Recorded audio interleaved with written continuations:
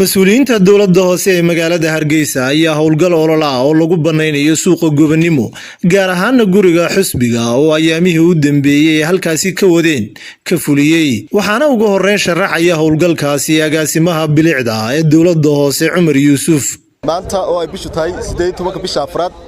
2020 waxa wali sii socda ololihii lagu baneynayay suuqa Gobonimo gaar ahaan guriga xisbiga oo hawshiisu si fiican ilaa imika ay u socoto waxaan u mahadnaqaynaa cid kasta oo hawshan nagala qayb qaadatay waxaan halkan hawada u marinaynaa nimanka gaadiidka kaga tagay suuqan iyo iskaraabka faraha badan ee ilaa 4 cisho 3 cisho hawsha socotay maalintii Jimcaha oo 4 ku ah aan ilaa imika talaabo qaadin waxaan u sheegaynaa in talaabo sharciga waafaqsan laga qaadi doono haddii ay maanta kaga qaadi waayeen majaajilaystayaasha caanka ee Sooraan iyo Jawaan ayaa halkaasi ku soo bandhigay majaajilo kooban oo bulshada ku wacyigelinaysa nadaafadda iyo ilaalinta sharciga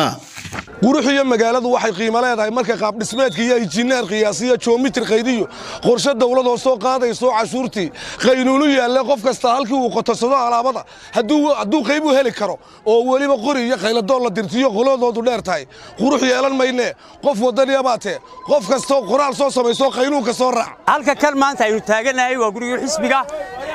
sidoo shalay ah waynu garanaa maanta sidoo yahay waynu aragnaa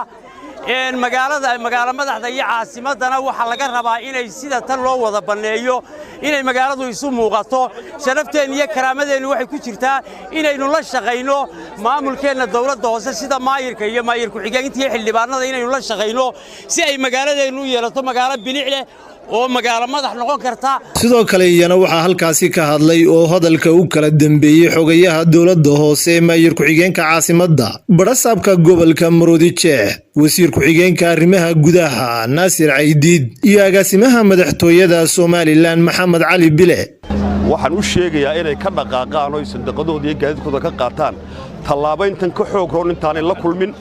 ee aanan gaadiidka ka xidhin ee aan dadka iskara ku rartay sanduuqadaha iyo alaabta ku rartay maxkamadda aanan u geynin waxaan u sheegaynaa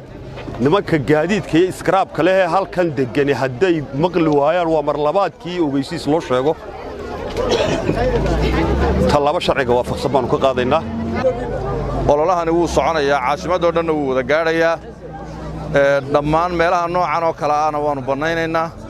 dadweynaha waxaan ka codsanaynaa inay gacan naga siiyaan waxaanu ka shaqaynaynaa nadaafadooda iyo caafimaadkooda waxa looga baahan yahay in isgarab taagaan howlwadeennada dawladda hoose ee hawshan ku jira iyo ciidamada booliiska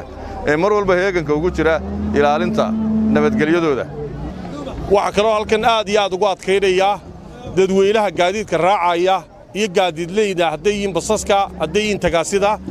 labadaba inay u dhiganugulaadaan dhammaan amaamiirtii ka soo baxday guddidayadan gobolka iyo degmada iyo guddida heer qaranba marka waxa